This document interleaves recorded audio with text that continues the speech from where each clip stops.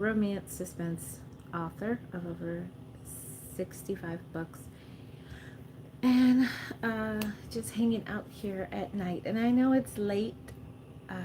I need to be in bed. I need to find out what I'm going to be doing tomorrow, but we'll talk about that in just a second. Weird. When I'm trying to go live, and it's like, here, we're back. Oh my god. I am trying to actually share this in my group, and of course, it's not sharing. So,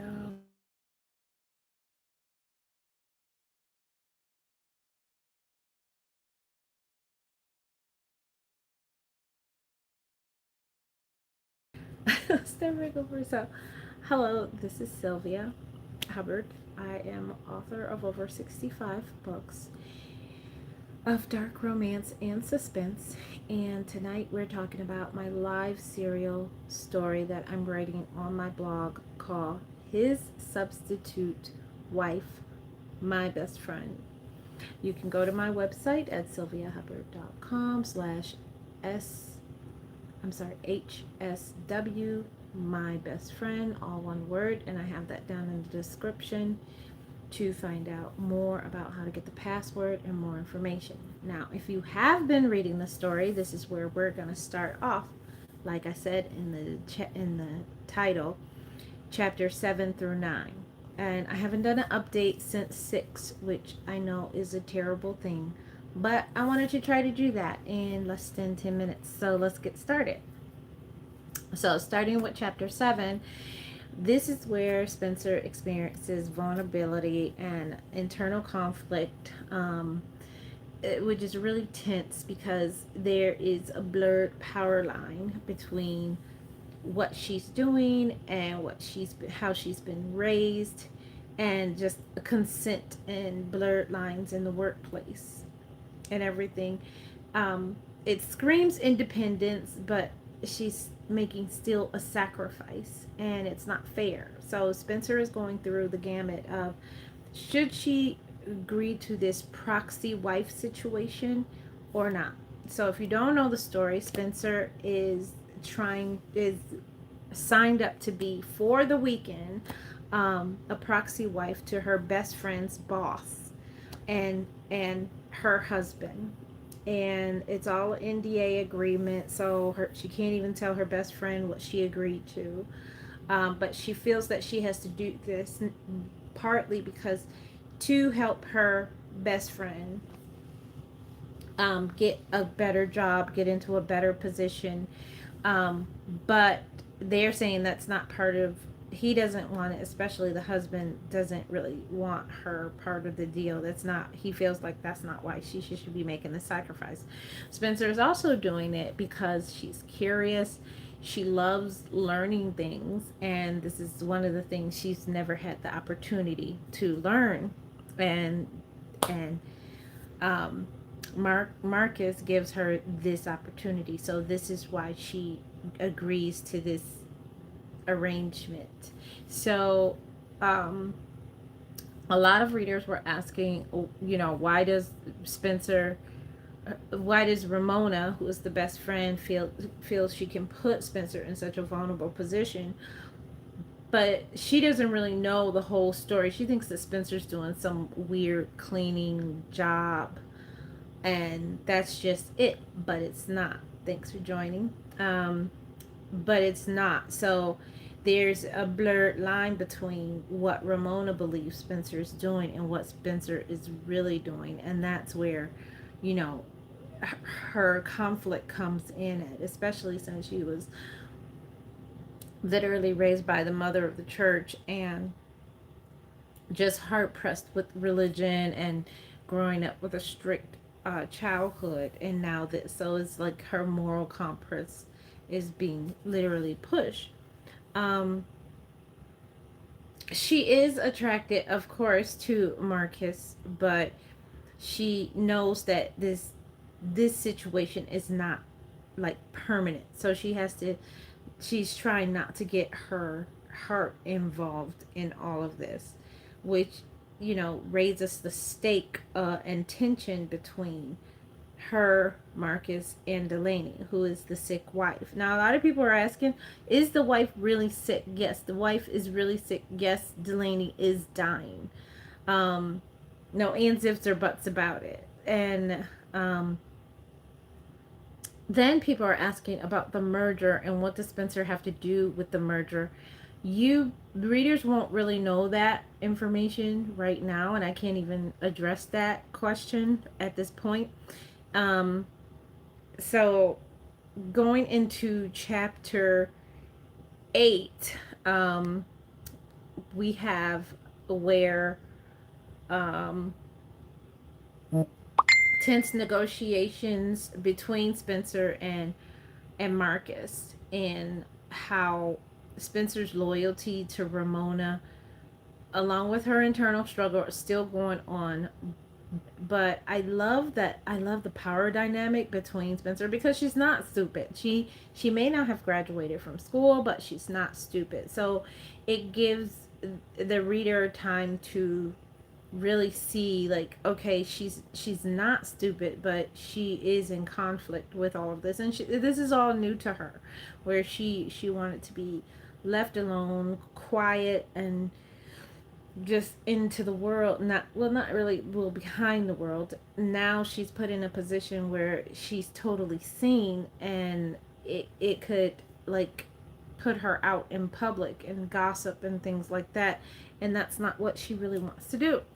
um in chapter 8, we talk about themes of sacrifice and manipulation and the complexity of relationships, especially between bosses and co-workers and best friend, and really best friends. Like, what would you do for your best friend if you could help them get a better job? Um and that this best friend has helped you so much in your life in the past, and you couldn't repay them, and this is a chance to repay them. um a lot of people were asking, the motivation behind the history of Delaney and Marcus, and why is it so important for Delaney to do this for her husband. And I get into a little bit of that in chapter 8. I don't really explain it all, because this is all Spencer's point of view, so she's going by what Marcus has said and Delaney has mentioned, but not really all the history of it. um it's hard to know, like, because there's so much going on with Spencer. She's going between the NDA of not telling Ramona, but also trying to remain loyal to her best friend in all of this, even though she knows Marcus wants to leave her, leave Ramona, like, whatever, I don't want this. The full history, uh you really get into the full history, I think, in the next chapter of, between Ramona and Spencer, and the characters, um, with so much ethical conflict between everything, the friendship, the office politics, rules and regulations and things like that. It was really difficult to bounce this chapter around, but I love how it really made a connection between loyalty, obligation, sacrifice, and of course power dynamics. um and this is when we get into the real 96 hours of, this is what they're going to agree to this weekend. They're going to agree to, and that was kind of fun. So then we move to chapter 9, where it centers on Spencer's complex emotional journey as she navigates a new unconventional arrangement with Marquis and his wife. This is when everything is solidified. And she grapples with her past and how she was raised still. But she's so curious. She's so curious about this arrangement and what it could mean to, everything. So it's like she's gonna do it, but she's still feeling guilty. I didn't want to really keep delving on the guilt, but of course it's always in the back of her mind. And I love that this still, that internal struggle is still happening with her. And I think the readers will, I think, really enjoy that struggle that's going on, but the curiosity and how she lets it keeps going. So she gives a little more, then pulls back, gives a little more, then pulls back. So I do like that, and how it's a consensual dynamic between Spencer, Marcus, and Delaney. It's really a powerful dynamic between them, and I have so many scenes set up that I'm trying to write to, and it's getting even, but I have to build it. I don't like to just jump into it. I want to build it, the tension, the intimacy, and the emotional tension, especially in the car scene. And I'm giving a little spoiler. It was a car scene that I just enjoyed writing in this one, where you really get into just the powerful, what could possibly happen once they get home.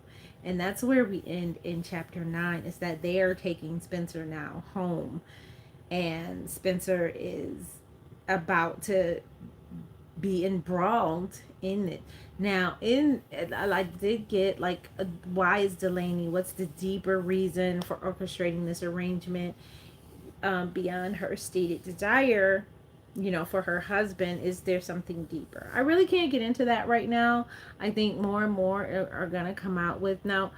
Um, how will Spencer's feeling evolve? I don't know. I don't know how it's all going to go. 96 hours is it feels short, but it's a long way away at this point. It's just starting, and but we know the boundaries and expectations that are coming, and that's the fun part about this endeavor, as Spencer like goes into the car and has this thing with her husband, like with Delaney right there. Story spoiler, I should have warned you. um and you will learn more about the history of Marquise and Delaney, but like not right at this point. I had to get to the intimacy and all the other complicated stuff that is going on behind the scenes. So this is going to be fun, because you're going to find out, why Spencer was chosen, what has gone on in the past between Marcus and Delaney for this to come to fruition, and everything like that. And I want you to join me as I go into part 2 of this. We're still going to talk about it. I'm going to bring you up to date with 10, 11, and 12. And I know I'm so behind, because if you're currently reading, you are probably about to get chapter 15 about to drop tomorrow. So if you haven't, though, you can catch up, find out what's going on, see what's going on in the car scene, and then, come back. So I hope you join us. Thank you. I'm going to get out of here, and you guys have a great night.